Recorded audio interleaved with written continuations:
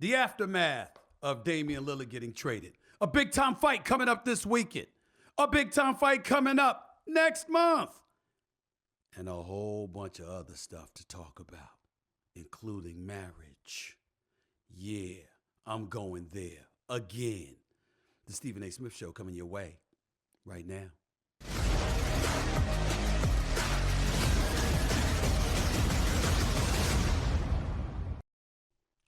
What's up, everybody?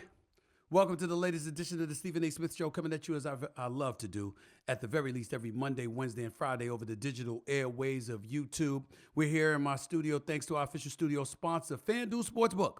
FanDuel is the official sports betting company of the Stephen A. Smith Show. Actually, I'm on the road, but this is a road studio that I use, so let me clarify that position. By the way, just want to take a moment to thank everybody for following the show. The subscribers keep building over 1,000 every single day. I'm nearly to 325,000 subscribers as we speak. All of that pretty much accumulated over the last 6 months. Can't thank y'all enough for the love and support. All I can do is ask you to keep it coming, and I'll keep on coming. So make sure to like and follow the Stephen A. Smith Show on YouTube. Click the bell to get notified of all of our new content. And be sure, by the way, to pick up a copy of my New York Times best-selling book, Straight Shooter, a memoir of second chances and first takes. Let me revisit the subject of the Damian Lillard trade on a couple of fronts. Number one, because I want to make sure that people aren't misconstruing what's going on. Obviously, the other day that Damian Lillard was traded this past Wednesday in a blockbuster deal, 3-team trade that ultimately landed him in Milwaukee with the Greek freak Giannis Antetokounmpo, elevating the Milwaukee Bucks, no doubt, to a top 3 contender for the NBA championship this upcoming season. I'm one of those people that don't summarily dismiss the Boston Celtics. I believe with Jason Tatum, with Jaylen Brown, with the acquisition of Kristaps Porzingis, albeit at the expense of a Marcus Smart, who I thought was the blood and guts of the Boston Celtics. There's no escaping the fact that Kristaps Porzingis is 7'3", joining Al Horford and Robert Williams on the front line with Tatum and Brown in the lineup with Brogdon and Derek White and those boys. There's no denying that the Boston Celtics are a legitimate title contender as far as I'm concerned. The elite title contender coming out of the Eastern Conference. But does Damian Lillard's arrival bring that into question? You're damn right it does. You're damn right it does. Now, to recap, the Portland Trailblazers, in return for Damian Lillard, got Jrue Holiday from Milwaukee, DeAndre Ayton from Phoenix, this guy Toumani Camara. The Suns get Yusuf Nurkic, who can score, can't defend to save his damn life, but he can score. Plus, he's considered to be one who has a significantly better attitude than a DeAndre Ayton, and that's something that Kevin Durant, Devin Booker, and Bradley Beal will benefit from greatly. Grayson Allen can shoot. He's tough. He can play. The Suns got him now, so they've got some bench help, along with Nasir Little and Keon Johnson. Of course, the Milwaukee Bucks got Lillard. Here's my thing. To me, that hasn't really been the story. Certainly, we can make an argument that the Portland Trailblazers did what was best for themselves. And when you think about Joe Cronin, the general manager for the team, there is no denying that this guy that has been associated with the organization for 17 years, started out as an intern, by the way, who's now the GM and has been the GM since I think it was May of 2022. There is no denying that the man did his job, and he did a great job. He did a great job. Because when you consider the fact that you got somebody like the Jrue Holidays of the world and the DeAndre Aytons, that clearly serves the best interest of the Portland Trailblazers as a franchise, even though I don't think Jrue Holiday will stay there. But we can't deny the fact that the man did a hell of a job. And he didn't just give Damian Lillard away for a box of cookies, and there's no question about that. But the reason why I think it's important to be ready to hear from Damian Lillard any day now is because Damian Lillard is somebody that has stayed on board with the Portland Trailblazers for years, in spite of the fact that everybody, including myself, was imploring him to ask to be traded. He never asked out. He never demanded out. He never wanted out. The Portland Trailblazers, Rip City's his city. Him and his family loves it there. He repped all day, every day, and never wanted to go anywhere else, never wanted to do anything else. He just didn't want to be part of a reclamation project, and we get all of that.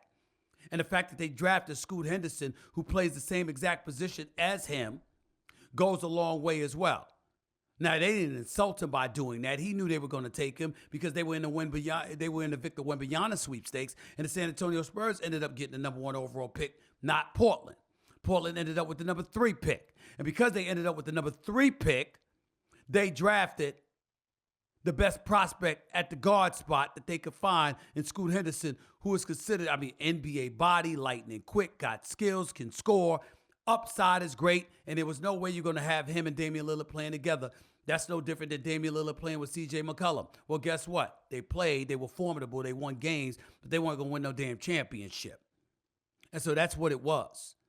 But again, we can lament that, we can debate that all day, every day till the cows come home. Here's the story that we have to pay attention to when it comes to Damian Lillard.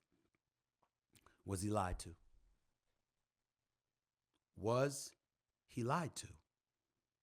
That's what this comes down to, Because you see, when people are out there and they're saying, who the hell does he think he is? Got 4 years, about $200 million left on this deal. Who the hell does he think he is? Oh, I want out of Portland, and I specifically want to go to Miami. Maybe he did. Listen, I don't think he should have given just one team from jump. I think he should have gave them a list of teams. Miami, Boston, Philly, stuff like that. Milwaukee, throw them into the mix and then make a deal. He should have given them better options. Fair enough. And Joe Cronin and the Blazers under no obligation to handicap their franchise for years to come because you don't make sure you get a deal, a comparable deal or something close to it for your resident superstar. Totally understood. If he wasn't lied to. But if Damian Lillard could have demanded out, and Damian Lillard didn't do so because the Portland Trail Blazers said to his face, look, we'll take care of you. And we'll let you go where you want to go if it comes to that point that you want to leave. Now we got a different discussion. See, we don't talk about that enough. We don't talk about that enough. Business is business. Totally true. But when somebody lies to your freaking face, they lie to your face. I'm not saying Joe Cronin did that. I don't know. I don't know the man. I would never accuse him of such a thing. It would be irresponsible for me to do so. But what if Damian Lillard accuses him of it? Are we going to say Damian Lillard's lying? When has he lied to us? See, we got to ask ourselves these questions. Because you got a whole bunch of people out there talking about shit they don't know what they're talking about, acting like he's supposed to be thankful. Well, yeah. If you just won out and they trade you to a championship contender with Giannis Antetokounmpo as your teammate, by the way, a Giannis Antetokounmpo that you once said was the dude that you want to play with most when you were being interviewed by GQ magazine in 2022. That's what you said, Damian Lillard. That's the teammate I would love to have. That's the dude I would want to play with. Makes total sense. Total sense. And they didn't trade him to some scrub team that was a reclamation project. They traded Damian Lillard to a team where he instantly has a chance to win a championship. At the very least, to get to his first NBA Finals appearance. You have to understand, regardless of what he says, because he's not better than Steph Curry, not in my mind. Outside of Steph Curry, this is the guy that we're looking at in Damian Lillard as the most lethal point guard in the NBA. He is a closer. A closer. So that Damian Lillard right there in a championship scenario where the Milwaukee Bucks aren't reliant on Giannis Antetokounmpo coming downhill, forcing defenders to reel and backpedal, praying he doesn't dunk on their mug, praying he'll pull up for a perimeter shot instead. Oh, that's changed now. Now Giannis Antetokounmpo can literally, the Greek freak can literally come down court and go like this. Here you go. Take us to the promised land. Absolutely. So that's not the subject. It's not about basketball. It's about whether or not he was lied to.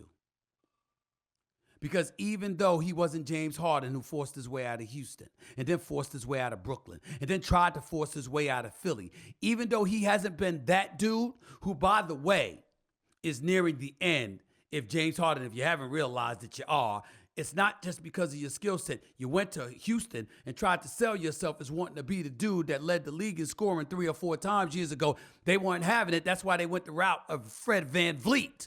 But that's a different subject for another day. The real issue that's hurting James Harden now is that organizations don't trust him. When's he going to ask out? When's he going to demand out of our franchise? When's he going to force his way out of us? When's he going to come and camp out of shape because he wants out? He don't want to be here no more. He did us once. He bit us once. He bit us twice. He going to bite us a third time. Fourth time? Houston, Brooklyn, and now Philly. Daryl Morey was once his brother, the GM, the president of basketball operations for the Philadelphia 76ers. Now, Harden is on camera and mic'd up in China calling Daryl Morey a liar. I don't know how much that helps his cause. I don't know how much that helps his case. But I will tell you this. It doesn't matter whether it helps or hurts if he's telling the truth. Because what we need to do, what we need to surmise, what we need to come together and rationalize is that, damn it, it ain't okay to be lying to players' face. Spitting in their face, telling them it's raining. And then thinking they ain't going to be pissed about it. You can't do that. You can't do that. So again, I don't know if Joe Cronin lied. But I know all of this muttering about Damian Lillard and how he should be grateful to be in the situation he's in. You are absolutely right from a pure basketball standpoint. But damn it, if that brother was lied to, that's a different matter. And by the way, I understand that Milwaukee can compete for a championship, but Milwaukee did get taken out by Miami in 5 games, which means going to Miami, which is where Damian Lillard wanted to go, would not have been a slouch either. If you put Dame with Bam Adebayo and with Jimmy Butler and those brothers in Miami, if that happened, well, he'd be a contender. Plus, he'd be living in South Beach. Let me tell you what I'm an expert on. Milwaukee. God bless them. God bless that city. But Milwaukee is not South Beach. If you lean on me telling you nothing else, please take that as the gospel. Milwaukee and then Miami. Just trust me on that. Moving on to the next subject. Coach Prime and the Colorado Buffaloes are taking on 6th-ranked USC this Saturday. The Buffaloes are 21.5-point underdogs at home in Boulder, Colorado. We know what just happened to them this past weekend, right? When they went to Oregon and they got blitzed. They were down 35-0 at the half. They lost the game 42-6. Probably ruined any chance that star Shedeur Sanders, the son of the coach, Deion Sanders, has of winning a Heisman. But let me say this real quick, because there's 2 points that need to be made, one shorter than the other. First quick point, it's a whole bunch of people out there rooting for primetime Deion Sanders to fall on his face. Y'all do understand that he's already more successful than they were last year, right, when they went 1-11 without him. Y'all do understand that, don't y'all? Y'all do understand that we're talking about one of the greatest competitors, arguably the greatest athlete in American history. By the way, a champion 2 times over, a Hall of Famer, and universally recognized the greatest cornerback in the history of the National Football League. You do understand that you've tugged on the competitive fervor of this man, right? And Deion gonna make a whole bunch of people pay. Now I understood Oregon's coach going off the way that he did. We don't win the game on clicks and on social media. We win the game on the grass. We get all of that. He was recruiting. We understand that. He did nothing wrong.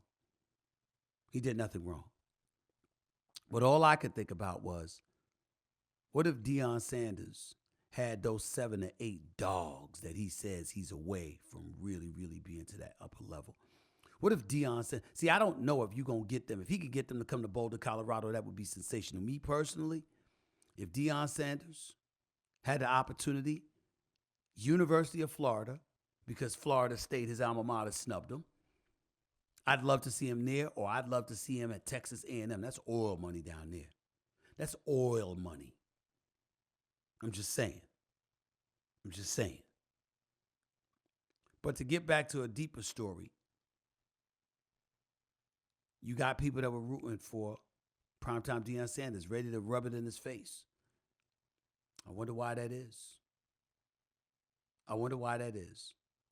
Because you got some people that are big time resentful of the attention that he was getting. It doesn't have to be a black and white thing. It could be a publicity thing. Why is he getting all this attention? We want it. We deserve it. We're better than him. Could be that. But no matter what it is, the reality of the situation is it raised a lot of eyebrows in the black community to watch people celebrating Deion's demise last weekend the way they did.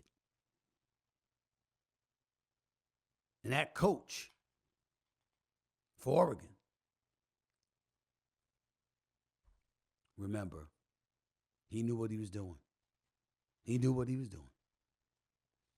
And I trust his words about motivating his players and stuff like that. I'm just saying people in his fraternity, contemporaries, who look a little bit like him, I think it's safe to say it's a little something extra for them.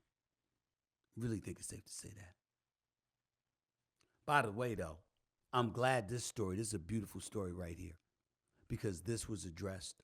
Remember during the Colorado State game a couple of weeks back, Travis Hunter got knocked out of the game, had a lacerated liver, courtesy of a hit by Henry Blackburn.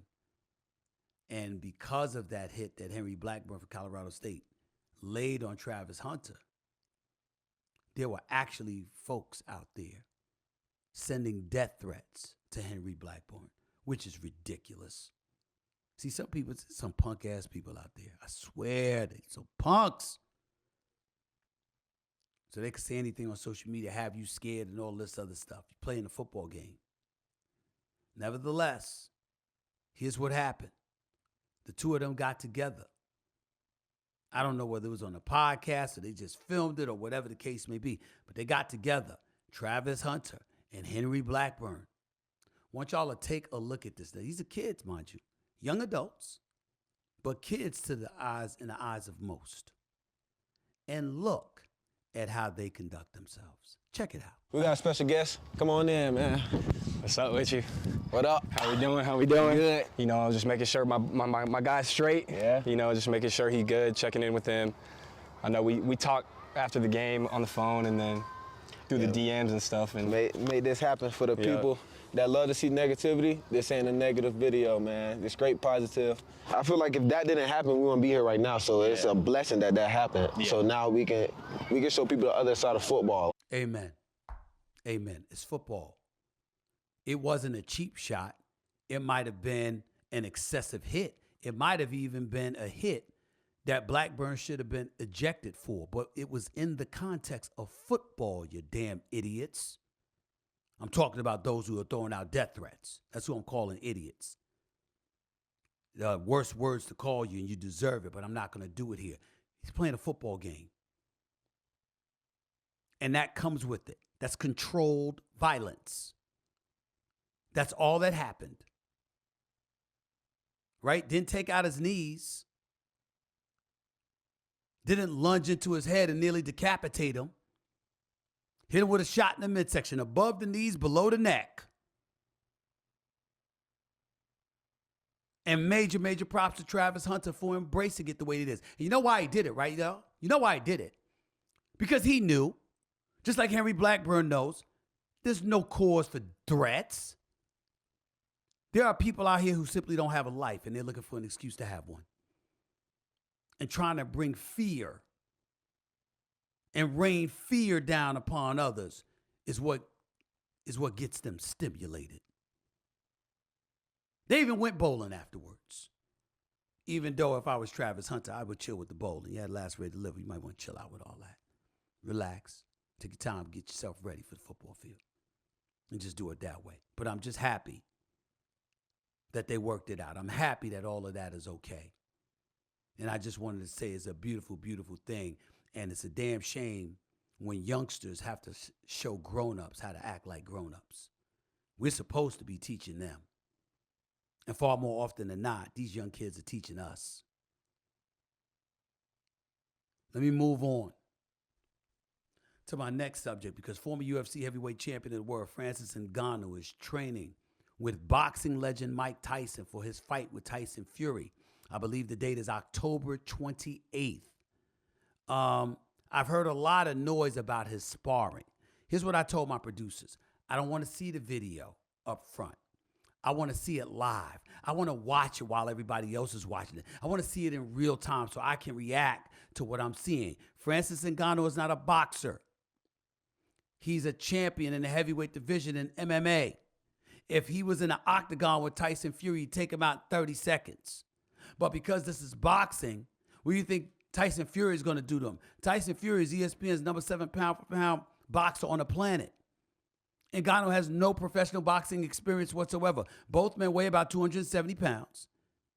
Ngannou's MMA record was 17-3, 16 stoppage wins, 12 KOs, 4 submissions. Fury's boxing record is undefeated, 33-0-1. That one tie was with Deontay Wilder, their first fight of their trilogy. Tyson Fury won the next two, 24 knockouts.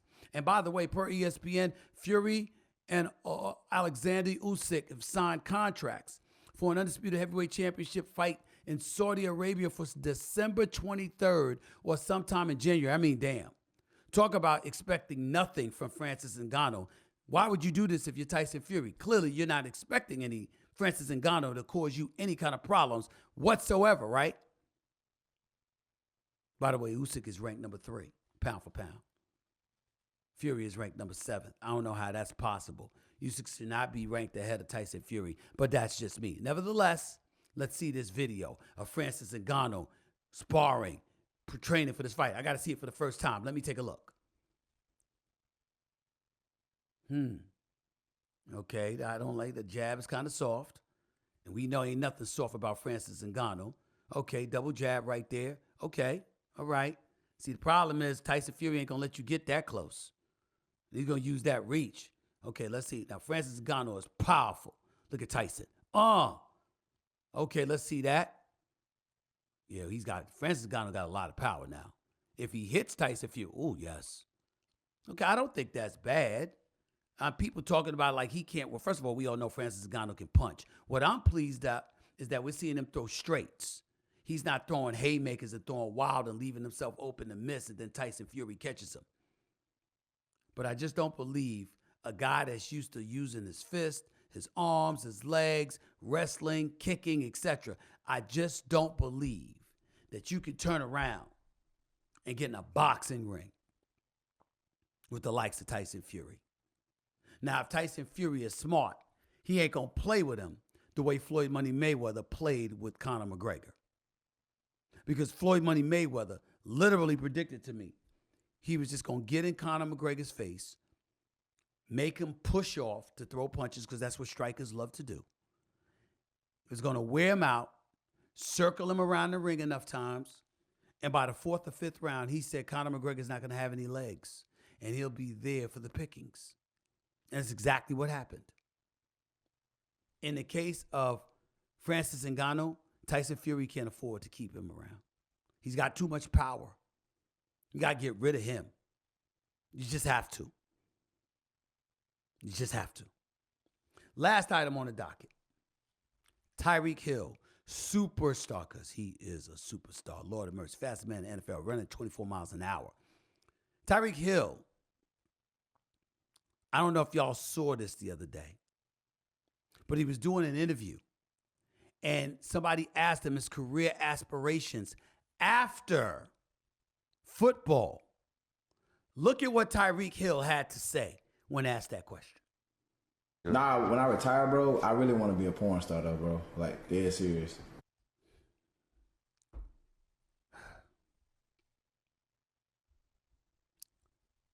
First, my response to that. You know, a long time ago, long time ago. You know, I know a lot of people that had those aspirations. And most men who say they've never watched porn are lying. Whether I have or not is none of your damn business. So for Tyreek Hill to admit something like this, you sort of incriminate yourself, because if you got a woman in your life and you talking about having aspirations of being a porn star, chances are you already been practicing. You already been practicing, you know what I'm saying? And that's not a crime. It's not a crime. But you already been practicing if you say something like that. Now, in fairness to Tyreek Hill, because it's not a story I brought up, it's not a story I asked, I'm quite sure it's not a story that anybody, an angle that anybody expected Tyreek Hill to take. But nevertheless, once he took it, it created news near South Beach. So much so that Tyreek Hill had to backpedal as fast as he runs those routes for Tua Tagovailoa. Listen to what he said when approached by it by the fourth estate, meaning the media. Yeah. A lot of my teammates are hating on me right now. You feel me? But I was joking. I was definitely joking. That's something that I don't want to do. I was just joking. You know, because obviously I was playing a game with a good friend of mine, Mike Evans, and I don't want to do that. Really? No. You were joking. You joking, huh? Okay. All right. You know, I mean, you know, I've heard of a few names, you know, people like Alexis, Texas. I mean, I don't know who that is. But, you know, I mean, I've heard of some names, but that's just not something that, you know, you should admit. And to backtrack and to say you were joking, here's the other problem with it, Tyreek Hill. Nobody believes you. And you know why? Because you're in South Beach. That's why. If anybody wanted to have a proclivity of being a bit promiscuous, South Beach would be one of the top places they wanted to, dare I say, engage in such activities. So nobody's believing you. But then again, it's not a crime. You can be what you want to be. This is America. Can't knock you but so much for that, Tyreek Hill. Can't knock you but so much for that. Ain't for everybody. I certainly would never want to do that myself. But can't knock you. Can't knock you, bro. Coming up, I got some stuff to get into. Yeah, somebody brought up stuff about marriage and what women should do when it come to marriage. I saw it in the shade room. Well, damn it, I'm going to address it. But not before I get to my man Jermell Charlo. He is the reigning, defending, undisputed super welterweight champion of the world, moving up not one but two weight classes to take on the reigning, defending, undisputed super middleweight champion of the world in Saul Canelo Alvarez this Saturday night in Las Vegas. That man with a tall task ahead of him. His name again is Jermell Charlo. And he's up next with yours truly right here on the Stephen A. Smith Show. Be right back in a minute. Score early this NFL season with FanDuel, America's #1 sportsbook. Right now, new customers get $200 in bonus bets guaranteed when you place a $5 bet. That's $200 in bonus bets, win or lose. If you've been thinking about joining FanDuel, there's no better time to get in on the action. The app is so easy to use, by the way. There's a wide range of betting options, including spreads, over and unders, and, oh, this is a fun one, player props. That's how granular you can get with FanDuel. You think one wide receiver is going to score a touchdown and everyone's overlooking him? That's where you can make a splash. And that's what makes the game all the more exciting to watch. This is why I love FanDuel. So visit FanDuel.com/SAS and kick off the NFL season. FanDuel, official partner of the National Football League. Must be 21 plus and present in select states. FanDuel is offering online sports wagering in Kansas under an agreement with Kansas Star Casino, LLC. First online real money wager only. $10 first deposit required. Bonus issued is non-withdrawable bonus bets that expire 7 days after receipt. Restrictions apply. See terms at sportsbook.fanduel.com. Gambling problem? Call 1-800-GAMBLER or visit fanduel.com/RG in Colorado, Iowa, Michigan, New Jersey, Ohio, Pennsylvania, Illinois, Tennessee, and Virginia. Call 1-800-NEXT-STEP or text NEXT-STEP to 53342 in Arizona. 1-888-789-7777 or visit ccpg.org/chat in Connecticut. 1-800-9-WITH-IT in Indiana. 1-800-522-4700 or visit ksgamblinghelp.com in Kansas. 1-877-770-STOP in Louisiana. Visit mdgamblinghelp.org in Maryland. Visit 1-800-GAMBLER.net in West Virginia or call 1-800-522-4700 in Wyoming. Hope is here. Visit gamblinghelplinema.org or call 800-327-5050 for 24/7 support in Massachusetts or call 1-877-8-HOPE-NY or text HOPE-NY in New York. Welcome back to the Stephen A. Smith Show. It is an honor and a privilege to have my next guest today. He is currently the undisputed super welterweight champion of the world, who's racked up an impressive 35 wins, 19 coming by knockout. But he'll try to add one more to that total when he takes on the one and only Canelo Alvarez this Saturday night in Las Vegas. Please welcome the one and only Jermell Charlo. What's going on, man? How are you, bro? How's everything?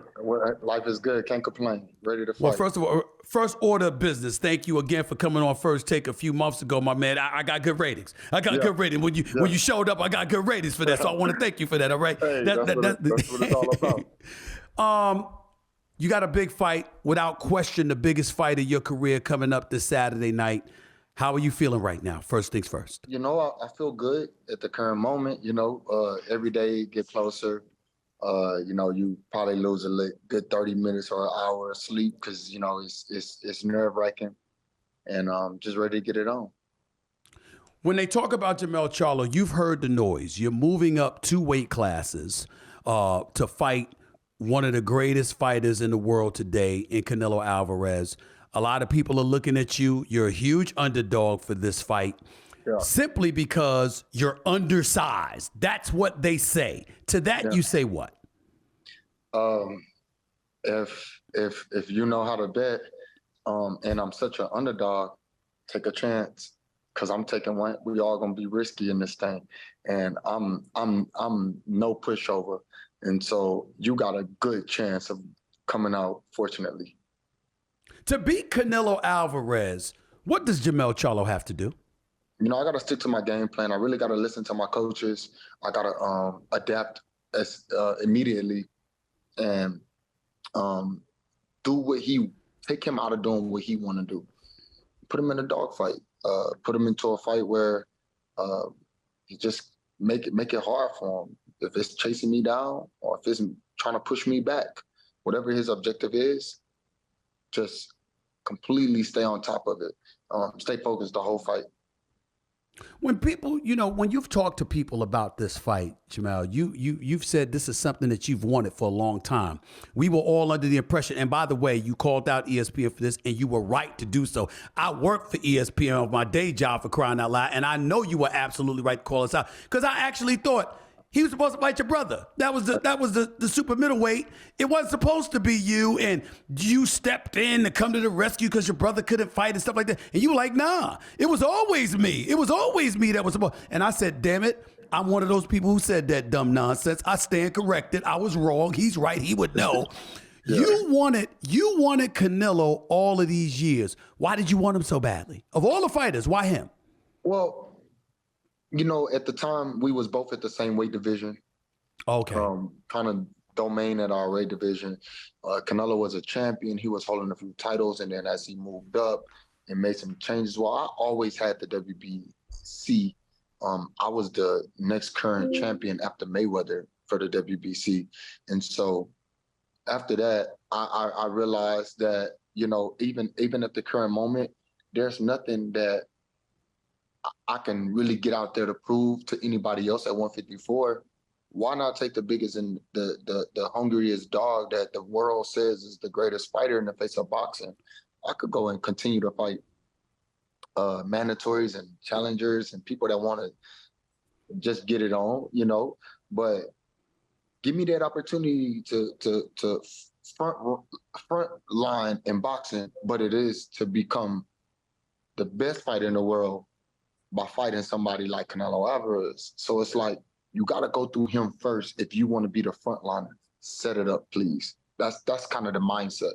We're going to get in there. We're going to train our ass off. We're going to be a dog, and we're going to fight. We're going to see what I'm made out of.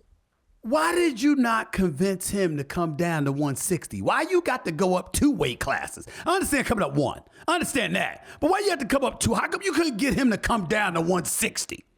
I like that question. I think it's,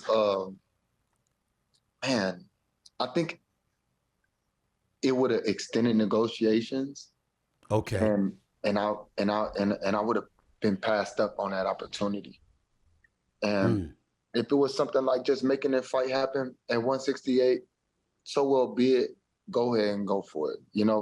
I didn't want to be the guys that's making negotiations hard, or Jermell pulled out. You having the critics say, "Oh, he's scared to fight. He this and that," because at the end of the day, they didn't even know it was going to be me. So with me taking the opportunity, me taking a chance, and from coming from 154 to fight 168, that I'm a man of my word, I'm a dog, and I'm really willing to get in there and fight anybody. And with that being said, I could just do what I want after I beat Canelo. I'm going to throw a trick question. It's not a trick question, but I promise you, I don't think somebody else has asked you this question. If you had known that what would happen to Errol Spence against Terrence Crawford, if you had known that would have happened ahead of time, ahead of committing to fighting Canelo, which fight would you have taken first? Well, I wouldn't fight Errol Spence. Because No. I apologize. I'm talking about considering what Terrence Crawford did to Errol Spence. You would have fought Terrence Crawford. You would have had the luxury. You would have been in a position where you could have stayed at 154, fought Terrence Crawford, or moved up to fight Canelo. Which fight would have been more attractive to you with those 2 scenarios? I think the best fight is the Canelo fight. Okay. Terrence Crawford is, is coming from Top Rank. Top Rank is a different promotional company that works with ESPN, so the audience is a little different. Canelo is coming from the world of Mexico, the country behind him. Right. 2 Americans can get it on all day, but when you put up American versus top USA fighter like myself, you're going to get fireworks. You're going to get a lot of people that come out. You're going to get a bigger paycheck. And, what I do, I thought your question was going to be even different. Right. If the belts wasn't so, important at 147, I almost wish that they would have fought this fight at 154, but fought for the 147-pound belts that they own. Right. It would have been a different fight, I feel, but, and then, I don't want to be the holding anybody up, Earl, my stablemate. And if I'm at 154, I kind of feel like for the last few years that we've been kind of like, respecting each other weight division and not playing that side of the field where it's like, I don't want to move up because I'm going to step on my boy's toes. But I wish that it was a way that they could have negotiated a 140 or 154-pound title before the 47-pound belts. Or not even 49. Yeah. It's just something other than 147. I get it loud and clear. We getting that a little bit later, but this is about you. And I got to ask you, as we sit up here and we get set for you to fight Canelo Alvarez Saturday night in Vegas, what I am happy about is the fact that you're getting a mega fight like this. I think both you and your brother have been under-recognized. Your brother's undefeated, super middleweight champion. I know he's got his own issues, and I'll talk to him about that because he wants to talk to me about that. We'll talk about that at a later date. But when it comes to you, I also felt like, listen, y'all been underappreciated. And I love the fact that you in this moment, how much does this moment mean to you just simply for getting the chance to have it, to get the chance to be on a big stage like this? Because this is the first time it's been on this level. I just think that it's not more important than winning a fight, but it's really close because, you know, it's millions of boxers out there, but it's not a lot of people that gets an opportunity like this to make a generational wealth change in their life, to make a significant amount of money, but plus be awarded something as great as making history. And I think that's what's the breaker right there. You know, this fight is so important and it's so good to have because I'm making history. You know, two undisputed fighters fighting each other. This is something that has never happened even before Muhammad Ali, the Jackie Robinson, not Jackie Robinson.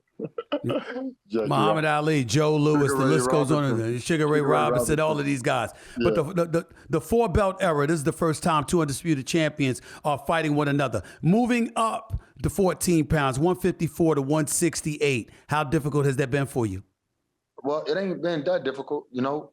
It's easy to make 168, but what's crazy is you got to be 168. But you got to also not just be out of shape and fat and all of that kind of stuff. You got to be 168 and strong, putting on the muscle. So training camp was way harder because gaining weight, gaining pounds, legs sore, lifting weights, and then have to, you know, get back in the ring and not feel slow, you know. And that's what I wanted to do. I wanted to kind of like gain a little bit heavier than 68 and then drop that weight so I can feel faster. Your speed and power, where's that going to be at Saturday night since you're going into the ring 2 weight classes heavier? I believe it'll be at an all-time high. My quickness and everything, because of the fact that I'm comfortable, I'm going to have power. I think it'll be at an all-time high. What worries you about Canelo Alvarez? I mean, I'm not too much worried. I just know that he's strong. He brings a lot of pressure, you know. And a dog fight is on his way. When you talk about watching fights, I imagine you go back, you watch films of some of his older fights, some of his past fights, et cetera, against Triple G, against Caleb Plant, against Kovalev, against others. Is there something that you've seen in these past fights of his that made you say, okay, I could mirror this guy or that guy doing what they did to him, and that could leave him vulnerable? I think that it's just, you know, sticking to how I box, and you try to go mimic somebody and do what they do and how he did it, you set yourself up in a world of trouble. So I try my best to just see what I do better, and then break it down to what I see he did that I could exploit and gain grounds on. I feel like, you know, some things in the ring that he don't really like his opponents to do. And him being Canelo, to me, is spoiled, successful guy. He ain't gonna want that fight to be that way. I gotta make it that way. Let's talk about you for a second. What has life been like for you over the past few years as you've waited for a moment like this?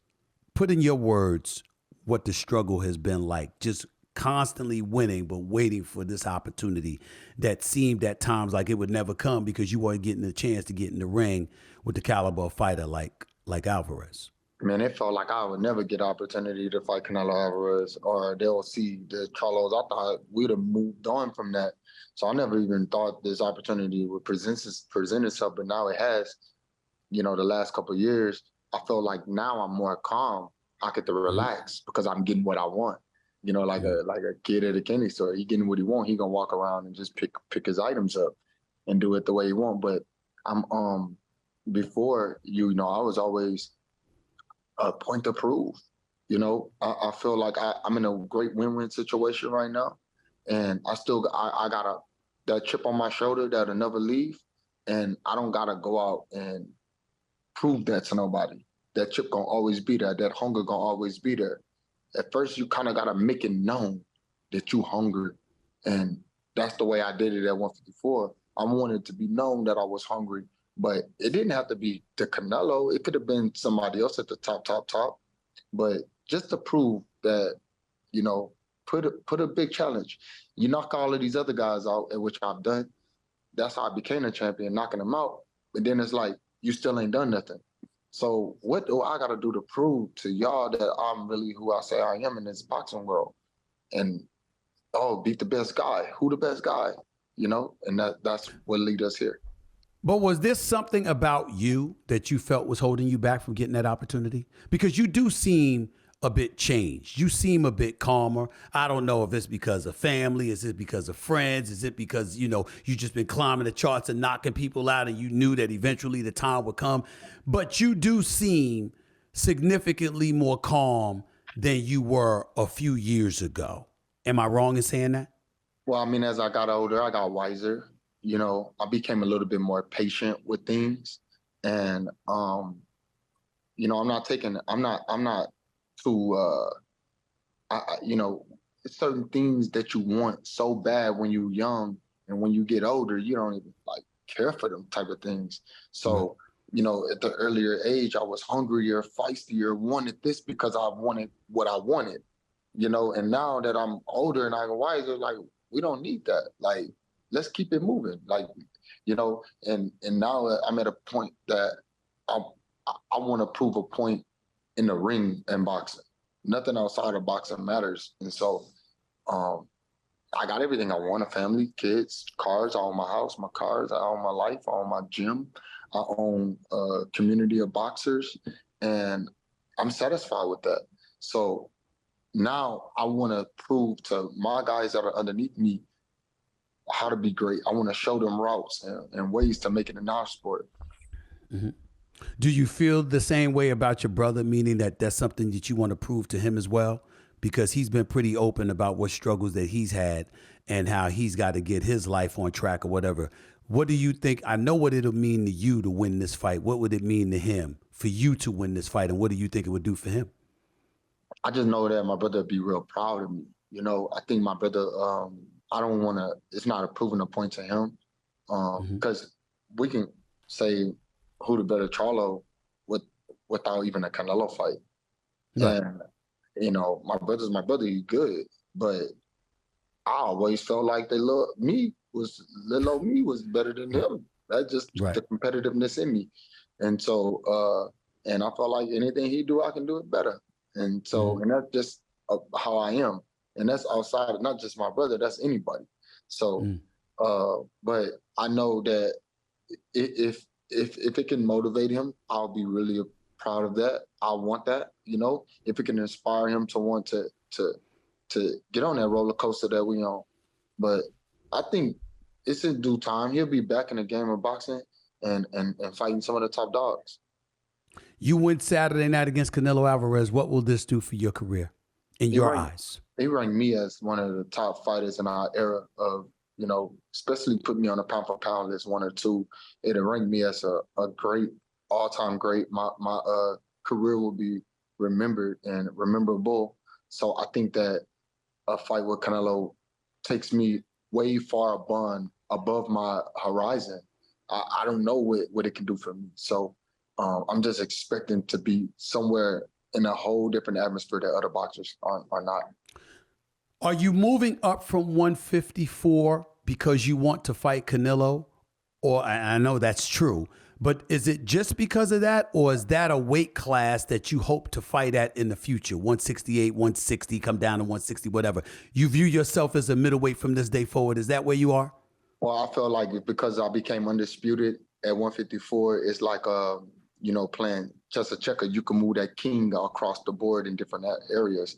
And I feel that because I became undisputed, I have the ability to move in different areas and weight categories from 60 to 54, 68. I don't want to make anything definite at all. So I don't know if I'm going to stay at 68 or if I'm going to go down to 60, or am I going to domain at a certain weight division? Because like I said, I got my twin brother at 160. Then I'm only become unified champ. Objectively, everything is always to become undisputed in each weight in that division that I'm in.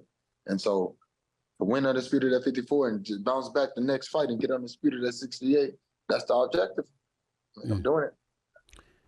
Terrence Crawford, who just beat your boy Errol Spence Jr., says that he wants the winner of this fight Saturday night between you and Canelo Alvarez. If you win this fight, are you going to fight Terrence Crawford next? I mean, of course, I would love to fight Terrence Crawford next. We can make it happen. We can make it meet in the middle wherever they want to meet at. I think I'm the best fighter in the world, and I'm going to prove that. Terrence Crawford is definitely a great fighter. He does everything right. And so it's another fight, another tough fight, another way of working past everything. And if negotiations go as well, we can make the Terrence Crawford fight. But I'm pretty sure Canelo's going to want that rematch. And, we'll give that to him and then worry about Terrence Crawford. Last couple of questions. Yeah. Describe yourself as a fighter from this perspective. I look at you and the one, other than your size, meaning you're moving up 2 weight classes. So you got a lot of heart. You're coming. I've watched many of your fights, not all of them. Your boxing IQ is off the charts. You can fight, bro. I'm saying to myself, is he gonna back up? Is he gonna box and make Canelo come for him? Because that's when, to me, that's not Canelo's strength. Or you gonna stand there and be like, wait a minute, I'm gonna catch this brother. I'm gonna take him out. What's the mentality of Jermell Charlo coming into this fight? I want to do a little bit of everything. So this camp I worked on setting perfect shots up. I worked on my ability of moving around the ring. I worked on my ability of punching with hard shots and soft shots, changing angles, just a real rough, rugged situation. I worked on staying on the inside. I worked on getting back on the inside, the outside, changing it up. They don't know. It's a very high dynamics that they won't be able to, nobody can mimic. A complete hybrid. Well, listen, I said I don't really have any more questions to ask because I got to admit, I'm just waiting for this fight, my brother. I'm just waiting for it. I'm rooting for you. I'm not going to front. I'm worried because you're moving up 2 weight classes for crying out loud. I'm worried about that. But I know you can fight. I know you can fight. I believe in you. Decision, KO, what you looking for? Man, I just want to fight tough, hard for 12 rounds straight. If that creates a decision, that creates it.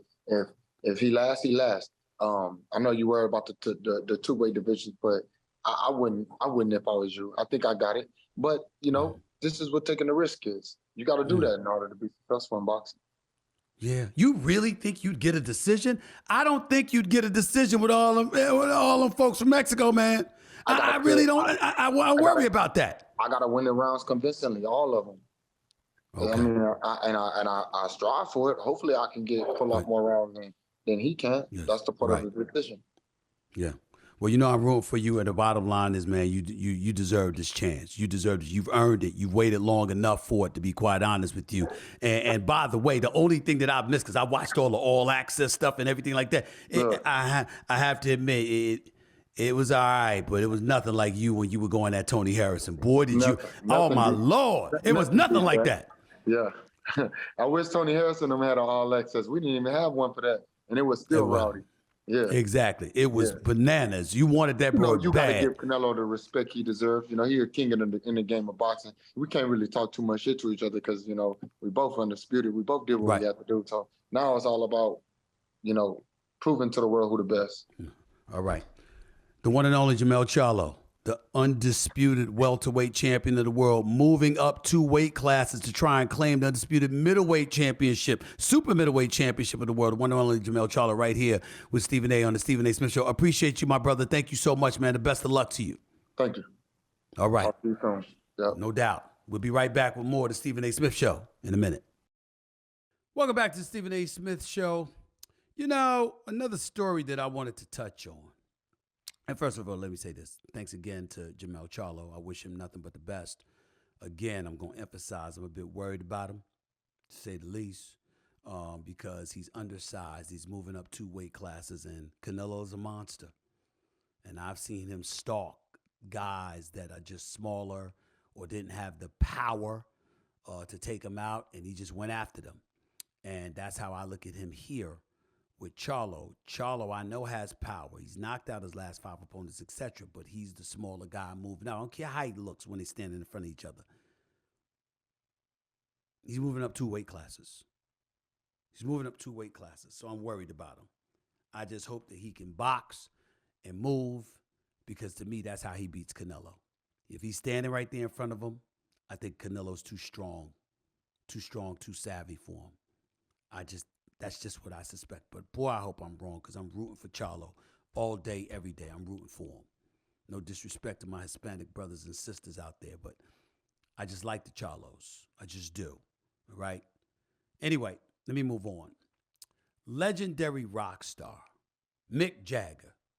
You know, remember the comedians used to tease him how big his lips were, and they take off a hat and be like, that's how big his lips were? Well, that Mick Jagger, okay? Did y'all know he's worth about $500 million now? He is. Not surprising. Did you know it also seems like he's not about to give any of it to his 8 children? Not a dime.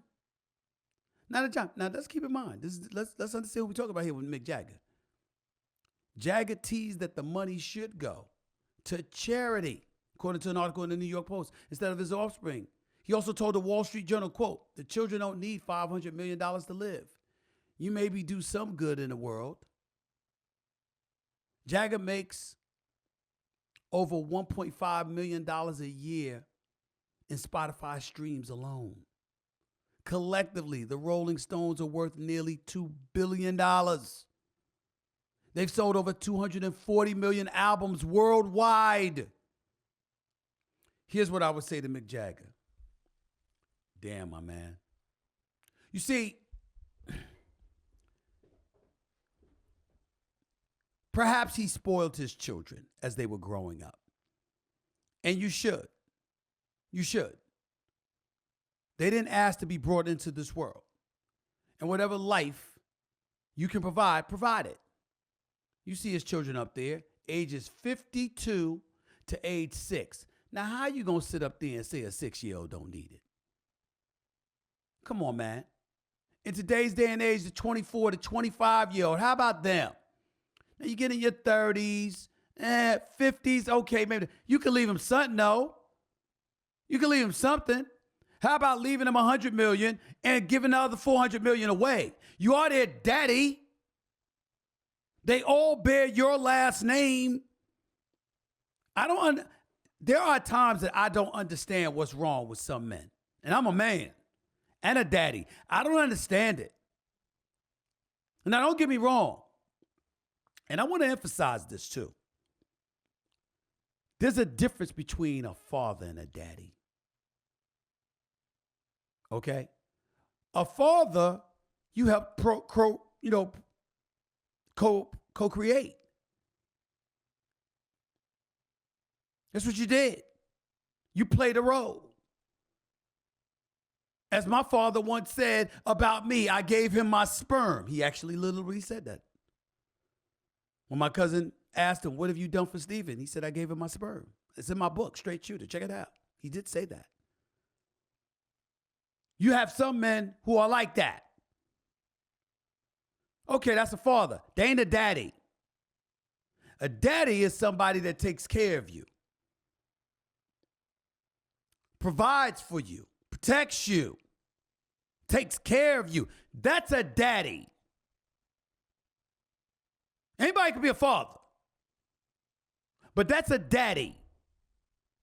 But once you are dad or daddy,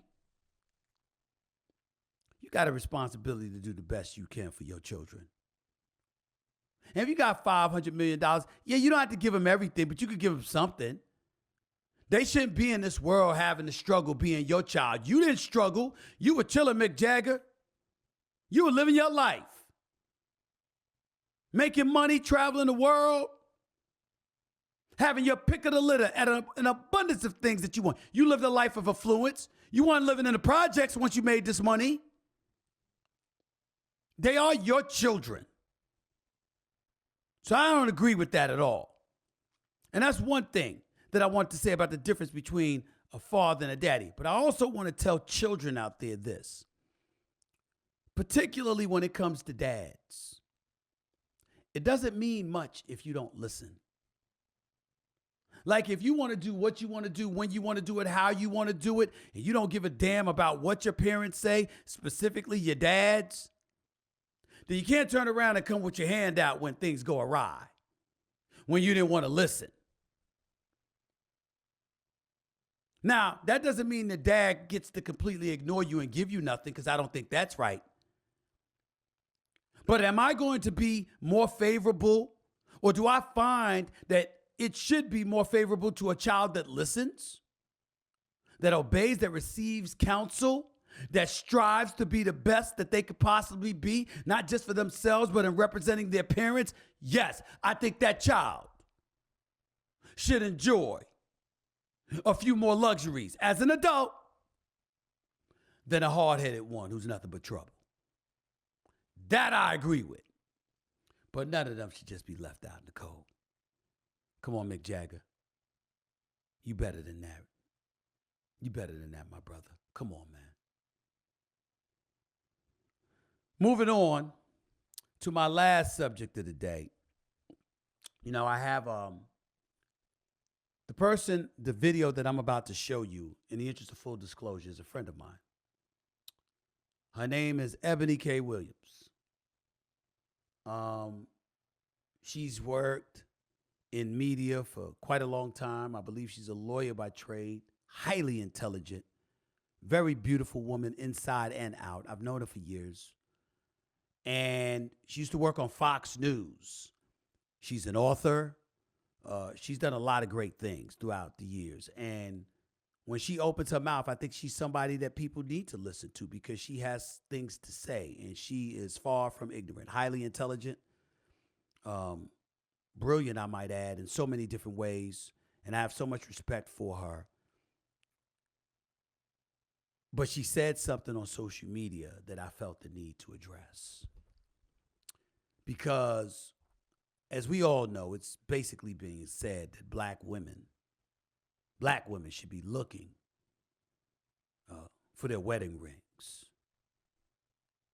Now, I bring up black women in particular because this video is from the Shade Room. I believe that's where Eboni Williams posted it.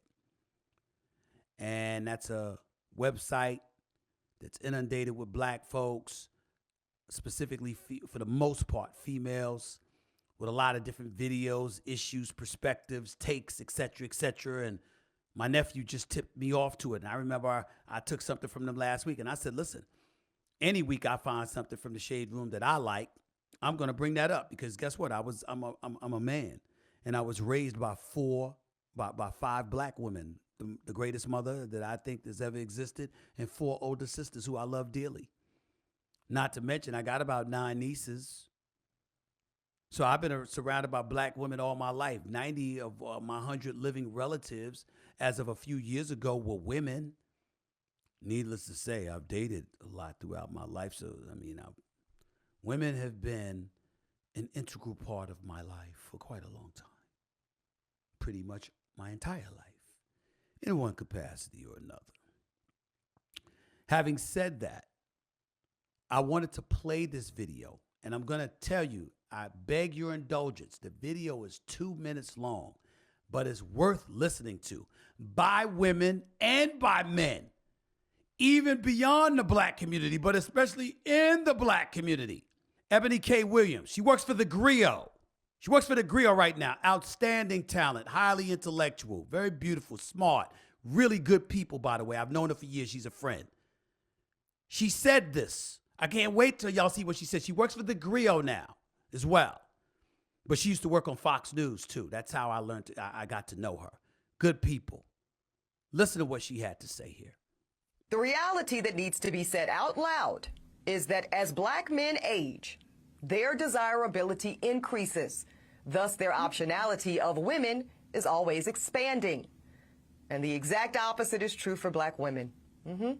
As we age, doesn't matter how much money we accumulate, our degrees or professional accolades, the reality is that our marriage and partnership market value is depreciating with every passing year. No matter how good we look, no matter how fit we are, men are still seeing primarily our presumed dwindling fertility as a knock against us. And speaking of fertility, that is another reason that I want younger black women to seek marriage and partnership in college or right after, if that's what they choose. Because the number of college-educated black men is so low when compared to black college-educated women that we're all going to be targeting the same small pool of men. And as we heard today, on most campuses, there's like 7 black women students for every 1 black man student. Y'all do the math. So here's my advice. If you are a young black woman in college and you know in your heart and in your head that you want to prioritize family, I suggest that you simultaneously pursue that MRS degree right along with that BA or JD. Because the handful of black college-age men that actually do desire to get married soon, and they do share that value system, and family is a priority for them too, y'all, that is an incredibly small pool, and it's shrinking as you get older. And by the time you reach my age, 40, you will be faced with different choices relating to life partnership and motherhood. Now, I'm not saying that delaying marriage or motherhood is a bad option, but it's one that comes with its own consequences. And our women deserve to know on the front end of their decision making instead of on the back half. All right. Okay. I heard her loud and clear. Once again, she is a friend of mine. I've known her for years. Very, very proud of her and all that she has accomplished. But we've debated from time to time. I have to say, Eboni is a bit slick here. Because there's a whole bunch of hedging that she put up in there. Okay? And she covered herself quite well. There's very, very little wiggle room to disagree with her. I have to say, she was very, very thorough in her explanation, particularly when she threw out the stats of 7-1 females to males in college, enrolled in colleges. That's a very good point. And she talked about if you so choose, the operative words there. I get it. I get it. But there, and I'm not going to put words in her mouth, because Eboni is a highly intelligent woman who can express herself anytime she wants to. She knows that, and thoroughly, I might add. But I think there's some things that need to be addressed here. Number one, I'm glad she brought up women in choice, because that matters. Because yes, it is absolutely true that young men usually are not looking to get married at a young age. And what's not being said is that we're strongly advised not to get married at very young age. We're just going to call it like it is, okay? We're just going to be real about it. Men are visual creatures. We covet what we see. What we like in front of our eyes matters. And they come in all shapes and sizes. Some men care about ethnicity. Some men don't. Some men care about money. Some men don't. Some men care about what level of education you have. Some men don't. Okay? I know brothers that have no desire to be with sisters, meaning black sisters. Now, obviously, I am not one of those people. I love me and my sisters. Make no mistake about it. Let's just say my track record proves that. But I know brothers who think differently. They love the Latinas. No shame in that. Guilty as charged. Don't mind them either. But you have others that they want to go the other route, completely different. They want to be with white women. I know some of those. That's their prerogative. There's a lot of beautiful white women out there, highly accomplished, highly intellectual, highly attractive. All right, so be it. That's their flavor. We got some that I would like you to think about Megan Good, Sanaa Lathan, J-Lo, Beyonce. I'm talking type, meaning figures, because men are visual creatures. Just get over it. It'll never change. It'll never change. Just get over it. Y'all keep thinking that when they talk about the Bible, when he told Adam, don't eat of the forbidden fruit, he was talking about fruit all y'all want to. Y'all keep thinking that. Y'all keep hold on to that belief. Knock yourself out. Okay? When they say be fruitful and multiply, you thought they were talking about eating apples and oranges too? Think, people. Stay with me. The point that I'm trying to make is, when you got all of that going on, everybody got their taste. I brought you up my taste. I look at Will Smith. If you look at Jada Pinkett Smith, and I think she's a very beautiful woman, here or no here. You know, I'm not making fun of her or anything. I've always thought that Jada Pinkett was a cutie, a very cute woman. Go look. I bring her up because I was just watching the old movie Low Down Dirty Shame with Keenan Ivory Wayans and her the other day, because I thought that was a really funny movie. She looked like she weighed about 75 pounds. My boy Pooley would eat her. Like literally take her like the character Fat Bastard in Austin Powers and The Spy Who Shagged Me and stuff like that, and eat her. She's so small. Pooley would look at her like she's a burger. She's entirely too small for him. But so are the women I like. To Pooley, my boy Pooley, again, he's going to come on this podcast, by the way. He's going to come on. Y'all think I'm lying. You ever saw Norbit, the movie Norbit? You remember the character Rasputia? That's Pooley. That's Rodney Cowan. I'm giving his first and last name. That's who he is. Now, I don't see him but once or twice a year. That's my brother. I've loved him. I've known him since I was 1 year old. Love him with all my heart. That's my brother. But let me tell you something. We can't hang out. Now, those women he like, now he's trying to settle down, you know, stuff like that. But you can't bring a woman under 250 in Pooley's presence. He doesn't even want to look at her. Everybody got their taste. And then you have, you know, women who are educated. You got some men, I need a woman on my level. I'm rich, I need her to be rich. I'm educated, I need her to have a college degree and stuff like that. I'm a businessman, I need her to be a businesswoman. You got some men that got it all, and they'd marry a bus driver. They don't give a damn. Can women say the same? I'm asking. I'm not making any accusations. I'm asking the question. Because when Eboni K. Williams says the kind of statements that she made, although she didn't flat out say it, and I'm not accusing her of even meaning it or believing it, I'm getting the impression at the very least that it's the culpability of men. Ladies, get with somebody that, you know, is about that. Well, you ain't going to find dudes that's about marriage. By the way, ladies and gentlemen, let me tell you why you're not going to find you're not going to find dudes that are about marriage. You know why you're not going to find it?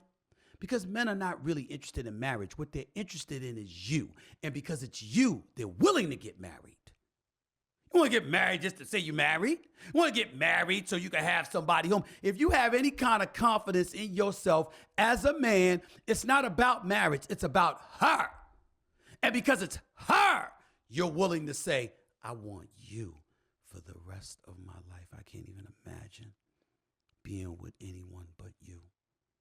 When I think about who I want to sleep next to, who I want to wake up next to, who I want to cook for me, who I want to cook for, who I want to take out to the movies, who I want to take out to dinner, who I want to go on vacation with, who I don't mind opening my checkbook to take care of and to look out for and to cover and vice versa. Sweetheart, you the one. It ain't about living with you. It's about the fact that I can't live without you. That's a guy.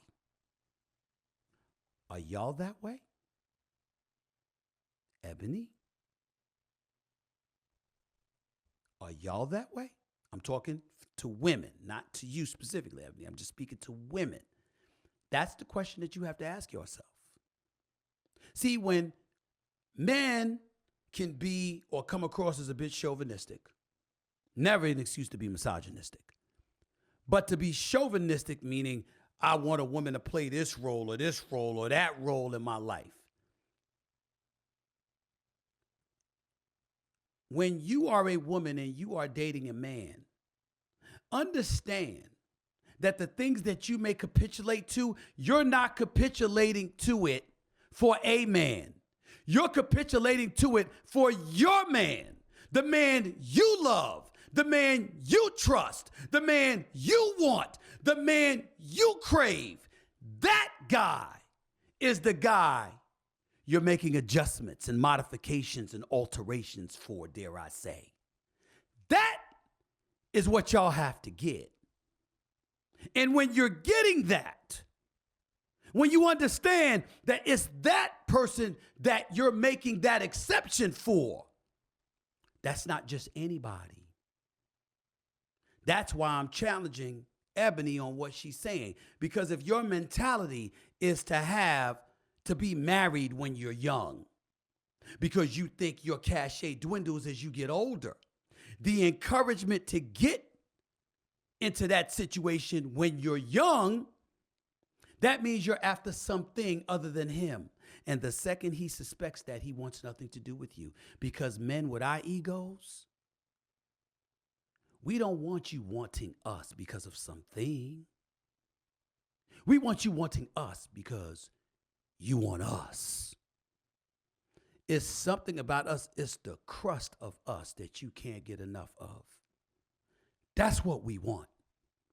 And when we suspect that it's something other than that, we gonna bounce. We looking for the next person. We ain't got time. Who got time to be a consolation prize? Who got time? And I'm not talking about to another dude or anything like that.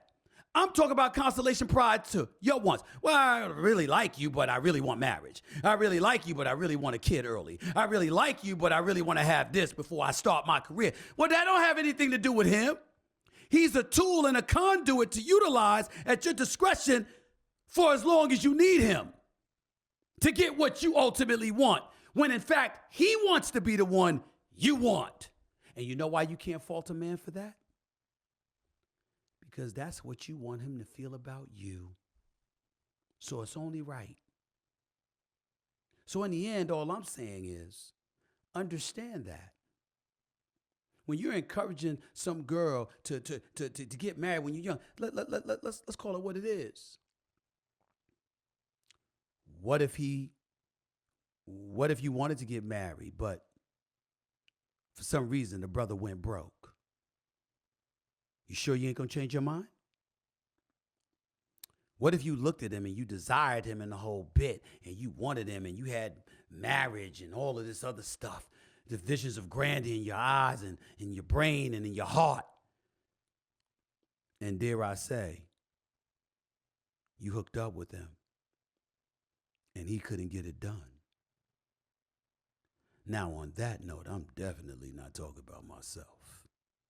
I'm somebody else. But if that is what you encountered, where would that leave you? Still want to get married? Still want to get with a dude and commit your life to a dude, wanting marriage with a dude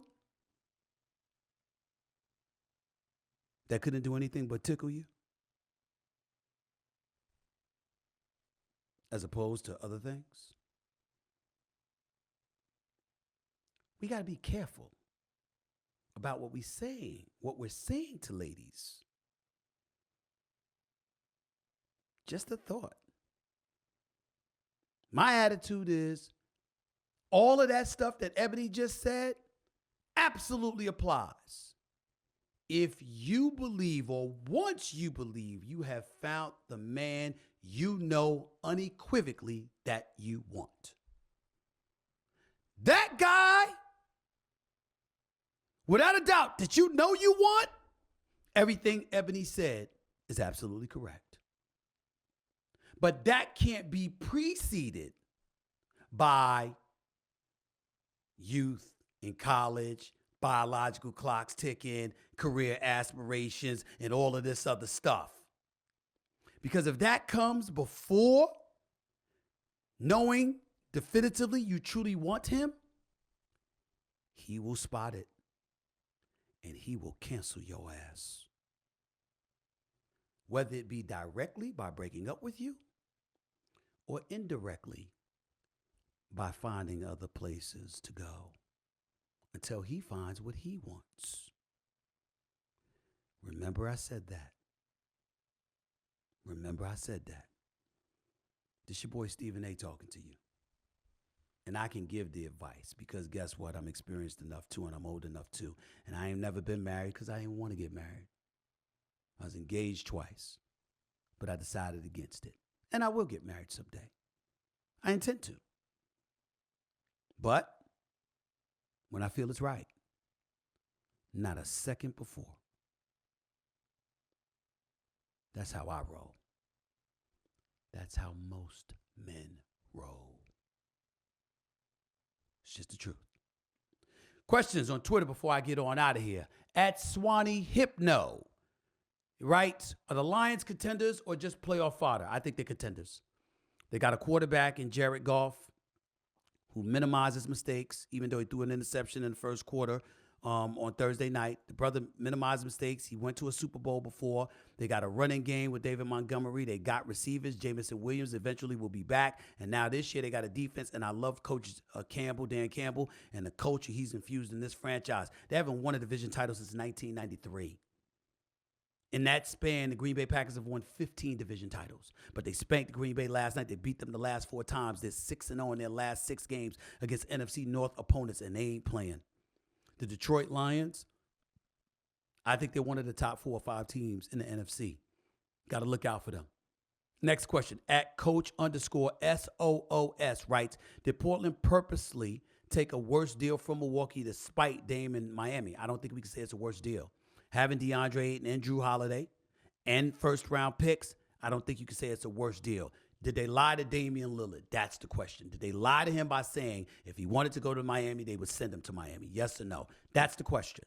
It's the only question that matters. Damian Lillard is in a better basketball situation and got a chance to compete for a championship legitimately for the first time in his career. So we got to take that into consideration as well. We can't excoriate Joe Cronin, the GM. We just can't do that. That's not fair. From Hanatas Wish, Hinatas Wish. Hope I pronounced that correctly. If I didn't, I apologize. Are you making an appearance at Mania 40? What Mania 40? Is that WrestleMania 40? I don't know yet. If Nick Khan and the crew for WWE asked me to attend, I'd be happy to, so long as I have the time. Question from at BuyMeThose1X. Do you think the Eagles quarterback sneak is good for the NFL? No, I hate the rule. It's there to be utilized. They're not breaking rules. They're exploiting the rule. But I hate it. You shouldn't be allowed to just stuff everybody in like that. Nah. It's football. I get it. But you shouldn't be allowed to do that. You really, really shouldn't. And it could be dangerous because somehow, some way, people are going to have to try to figure out a way to stop you. And who knows what they're going to do. Damage kneecaps, ankles, and everything else in between just to get around those plays. Got to be careful about that. Safety first. Question from at Big Baby Jonathan. Writes, who's the greatest sports athlete of all time? Bo Jackson's one consideration. Jim Brown's another. Primetime Deion Sanders would be my choice.